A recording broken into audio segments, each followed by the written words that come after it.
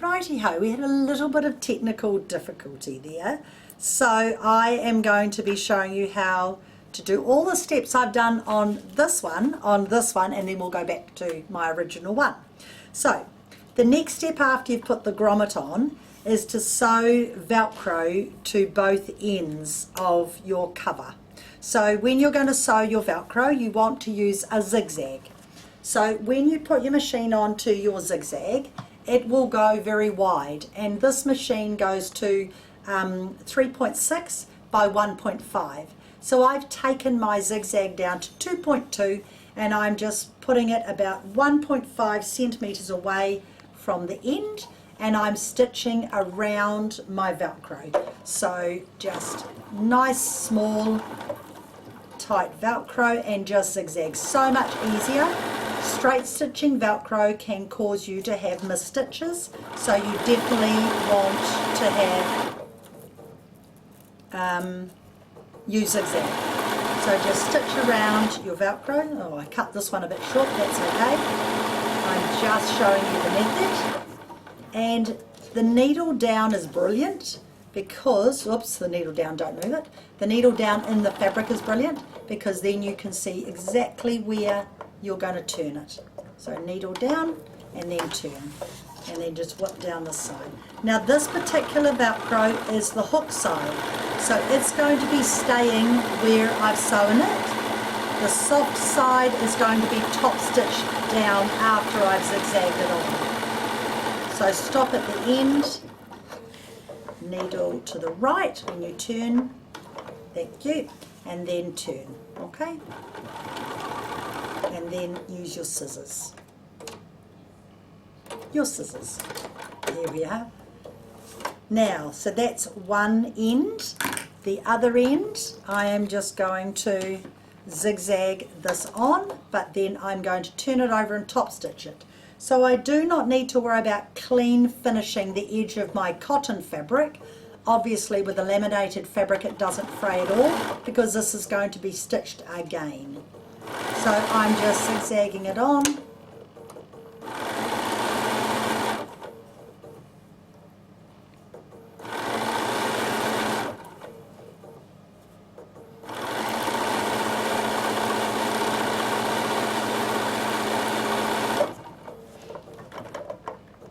Needle down, thank you.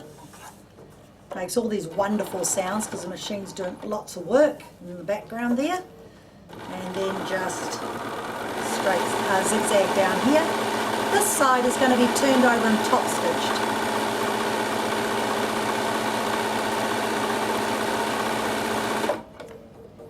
A couple more stitches and to there.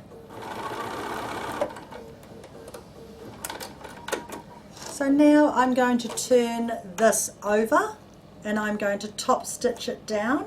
So I'm just going to use a straight stitch, and I'm going to push stitch number 1 and move my needle position 2 clicks to the left and lengthen out my stitch. So I've gone out to about a 2.9. Back stitch that little bit.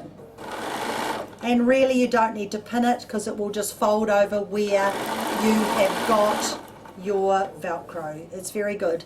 Now you'll notice this cute fabric I'm using is my Banana fabric. I love it. And so I'll just make another tissue box cover because my one's just somewhere in the building, but it's a nice one to do. Cute fabric. Oh, and cut. Right, so I'm going to put right side to right side. I am going to put my Velcro together. Okay, so there's my Velcro and here's my little pocket opening. So what I'm going to do is I want to find exactly the halfway mark of my front, which will be where my grommet is, in line with my grommet, and I'm going to put a pin in there in my halfway mark, and I'm going to do the same to the other side. Okay, so just get your halfway mark there, and they should be perfectly even on both sides. Right, now I want to show you my method of doing a block corner, because I use this method for all my bags. Okay, so first thing is you are going to stitch straight across both ends, right? So that's your first step.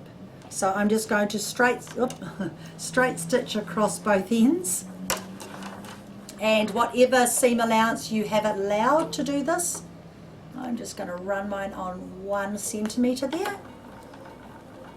Oh, and I've got my needle position over, so I'm going to have to leave it over now, which is fine because they'll both be the same anyway. Cool.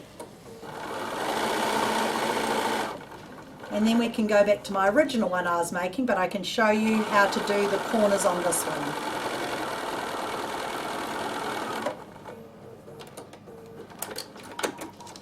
And then do the same to the other side. Now, if I'm doing a cotton project like this, I actually do bring it up to the iron and give this a press so I know it's going to be perfectly square. So I actually give it a press and make sure that's nice and even, because you're going to need these markings for my next step. Okay, that's quite a good idea to do it now.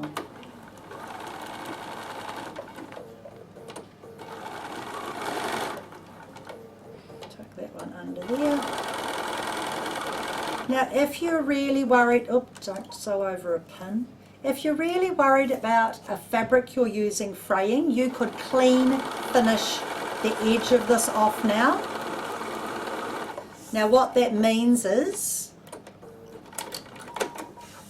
I can come up to my raw edge here and I can do a single or a double overlock on the edge. This is cotton fabric, a single overlock is enough. So what it's going to do is do 2 rows of straight stitching on the left, then it's going to jump over and do a zigzag.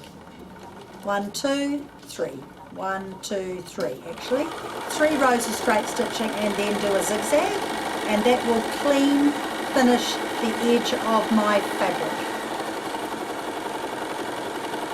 Okay, I'm going to do the same to the other end, and then I do not have to worry about it fraying through washing or anything like that. So I use the single overlock quite a bit. You really don't have to go and put on an overlock foot unless you're doing it on a garment.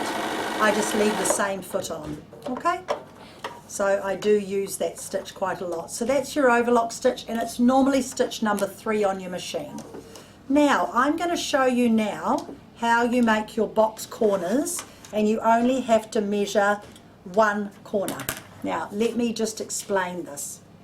If you've got a box like this and you need this to fit into it, you measure across the end, and across the end of this box is 11 centimeters. But if you've turned it this way, you need to make sure it's a square. It is. So that is 11 centimeters across there. This needs to be stitched 11 centimeters. Okay, if I'm using something like this, right, and it's just a small item, I just measure across the item itself in here, and this one I think was 5 centimeters across the base. Normally this is quite fat, but this is half empty, so it doesn't matter. So I'm going to do a small one because this is going to be a small item. So I want to sew across 5 centimeters. So what that means is you've got your beautiful crease. You're going to open this out like this. You're going to fold, roll your crease, your fold line and your seam line so they are perfectly even like that.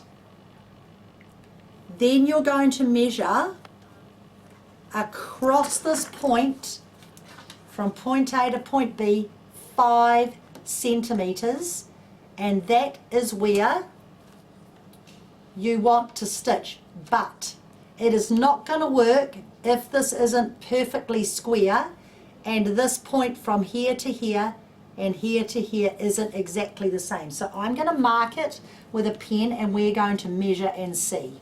So 5 centimeters. You only need to do this once. there, okay? Now I'm going to measure from there up to the top. It is 3.5 centimetres. I'm going to measure from there up to the top, and it's 3.5. So we have got that perfectly square because I lined up the fold with my seam line. Now what I do, get me a little ruler, and I just rule across here. We've measured it, we've made sure it's even, and then I add a seam allowance.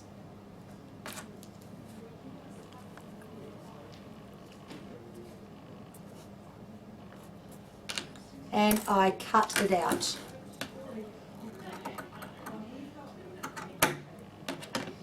That tiny little piece there, believe it or not, becomes my template. That funny little piece I've cut out. Because look what I've created. I've created a corner. Now, how do I know it's perfect? The distance from this fold to that point should be the same distance from that point to that seam that I've sewn. So I can fold this and I can double check that that is perfect. Once I know that is perfect, then all I have to do is lay this piece down on here and either draw around it or just cut around it, and cut all my pieces out exactly the same. So that can become your template, and that is how I do the bottom of my bags as well. Okay? And really what I do at home is I just put it together and cut it. I don't usually colour them in, draw them in, I just cut them. So every single one, and always use the first one for your template. Not the second one, not the third one, always the first one, because that's the correct one. Because you might cut them slightly differently and that might get bigger and bigger. So if you want to measure it, that's absolutely fine. There you go. And you can check it. You can check it by folding it and making sure that it stops exactly on that seam line. Isn't that a clever way of doing it? So you can keep those little pieces for when you make another one the same size. Now all you do now is you fold it so that your seam is on your pressed fold, and you stitch across there, and that is how you make your bases. It is very quick, it is very easy, it's very effective.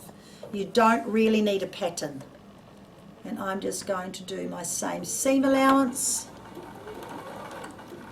Oh, put it back to straight sewing is a really good idea when you've had it on overlock. How sad is that? I forgot all about it. So I'm back to straight sewing now, and I'm going to sew down my seam on my same width of seam allowance, which is about 1 centimetre. Okay? And now that I've cut them all, I do them all exactly the same. So roll it open, make sure it's flat and that it's against your fold line. And the other trick is make sure your seams are both going the same way when you stitch your opposite end. You don't want that flipped over. Okay? And then we'll go back and finish our other one.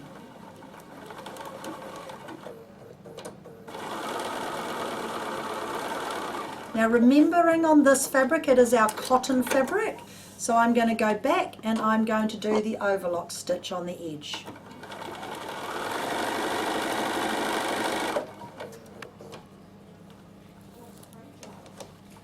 Whip this over, and then you know that you have got it all tidied up.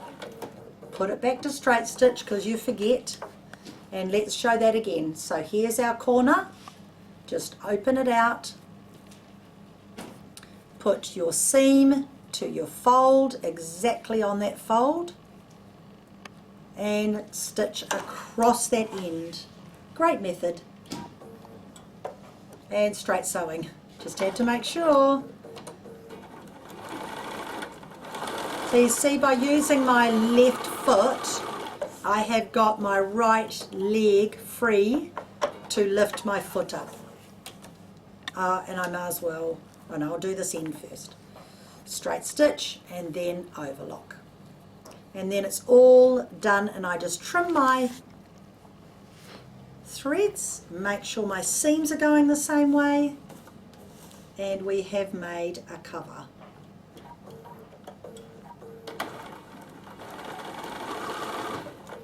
And we'll go back and finish the tissue box cover. Okay, cut. And I can just turn it over, it really doesn't matter. And I'm going to do my overlock stitch. So 3 straight stitches and a zigzag.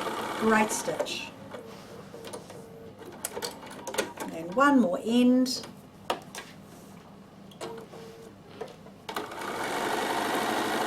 And there you have it.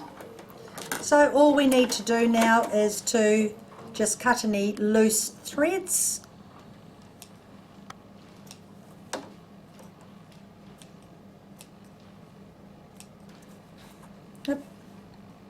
Like that. Just get rid of all the little loose threads now, because you're not going to probably be turning it back in the wrong way again, so you might as well do it now. Get it all tidied up and done. And then when you turn it through, you've got your Velcro here. Open it out, turn it through, you pop your pouch in there or whatever you're putting in there, and you've got really nicely finished, perfectly even ends. It's a very, very good method. Okay. And there you go. There you have your little pouch. So there's a little banana one. Right. Let's go back to this one, shall we? So this is where I had nearly got to with my one. I've done 2 ends and I have to completely do this end. So what do? You put your Velcro together. You normally sew both ends first, but we had a hiccup, so we didn't. So that's all right. We'll just get it together, and you'll really know how to do these now. You want the halfway mark, exactly the halfway mark there, so it's nice and even, so you get to see it twice, so it's a bonus. So there's my halfway mark, and you are going to stitch across this end. Now I've already measured this one, so I will have the corner part that I'm cutting out already measured for this box. Okay, so it was, I think, 11 or 13 centimeters, so I've cut it out. So remembering this, yes, this end here, if I fold this together onto my point, it will match perfectly up with my seam, like I was telling you before. So let's sew this one here, and we'll cut these out when we've stitched it. Had to think about it now because I'm going backwards. So I'm just going to stitch across here with my seam,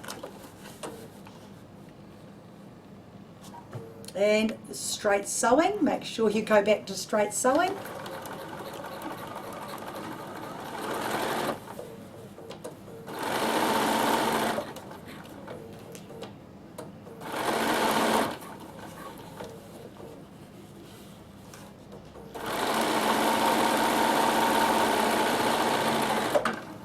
So we're back to the same point we were at before. And I'm going to cut this out of both sides. So I'm just going to pop it onto here, make sure it's nice and flat, and cut out both my ends. I'll turn this one because it's a bit bigger, make sure I get it nice and exact. Yep, nearly. Okay, so this end here, oh, note to oneself, before you do this, give that a little press. Even though it's laminate, it's cotton inside, so you've got a crease line. Okay, so there's my crease line I've just made, and then open this out. You're putting the crease line to your seam and stitching. So it will be perfect. Make sure the seam's going to go the same way, and then stitch across there. I do not need to overlock this one. Hold your mouth right. There we go.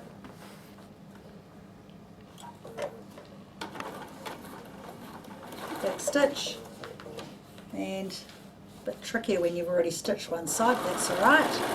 And then stitch across the end.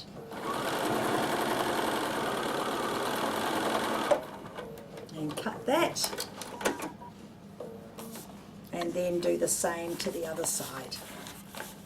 Lay it down, get your fold, make sure you've got your fold line in the same place. Make sure everything's nice and flat and even, and then cut it out. So if you'd like to redraw it, it's absolutely fine. Whatever works for you, you can do.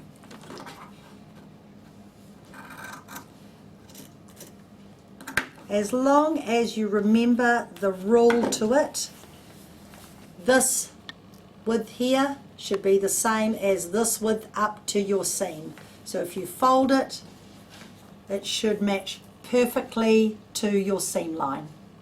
Okay? And you will use this time and time again for bag making, for the bases of bags. You do not need a pattern. It's very simple. You just decide on the depth you want your bag. Okay, so the depth you want your bag for a gusset is what you measure across here, and that will make your size. So, oh, remember I haven't got a crease line, so you need to do that before you move it. You need that crease line, so you know where to put your seam and you know it will end up square.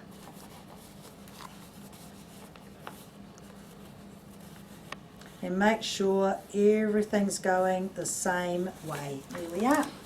And that is how you make a little cover or a base of a bag.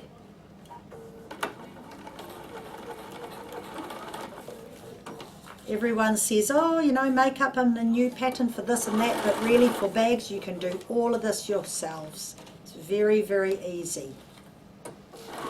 You don't really have to put too much thought into it. Once you've made a few, you'll get very good at it. Oh, scissors. There we go, and there you have it. So there's my cute little cover. Now you undo the Velcro, turn it through the right way, and your points will be perfect.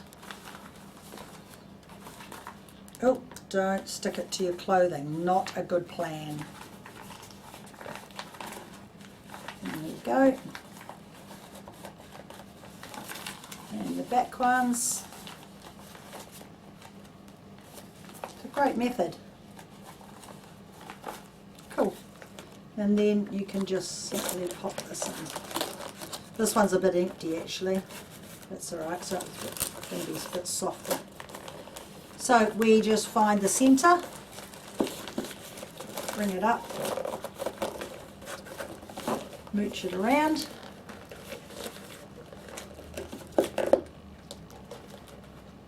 centre it out. It's very empty. Got it. There we are. And there we have a cute little cover for our tissue box. Much nicer than a Pam's tissue box. And turn that over and Velcro it shut.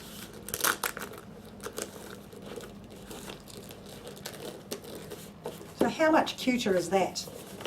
Well, I might have to take this for the pop top. We've got a little pop top. This will be cute in our pop top. Cute, eh? So there you go. There's an idea for either wet wipes or for a tissue box cover. And this one is also going to be a tissue box cover. And I have used Very pretty. This will be for my mother for a birthday. Always thinking of things to make her. And this is a beautiful rose fabric. So you can use cotton fabrics, you can use drill fabrics, you can use laminated fabric. There's another one there. Anything you like, and you can match it to the person you're giving it to. So they're a very, very easy thing to have, but I must say that these wet wipes are very handy to give anybody. So honestly, you can buy them, and there's so many different brands. They're not expensive, and these ones here can seal, but if they ever dry out, you can just pop some water in there and it will moisten them up again. So don't throw them away. They're very, very handy. We buy the fragrance-free ones. We don't need any other chemicals in there, and you can just put water in there and you can use them for cleaning. They're very good. So that's just my handy hint of the day. So you might like to make some of those for Christmas presents, for birthday presents, especially for that person who has everything. This is a really great thing to make. So when we come back, I'm going to show you how to make these fun and funky veggie bags, these ones here, because we all need to have bags to take to the grocery store, and these are a great thing to take so you're not using plastic bags. So let's get upcycling different things and making those next.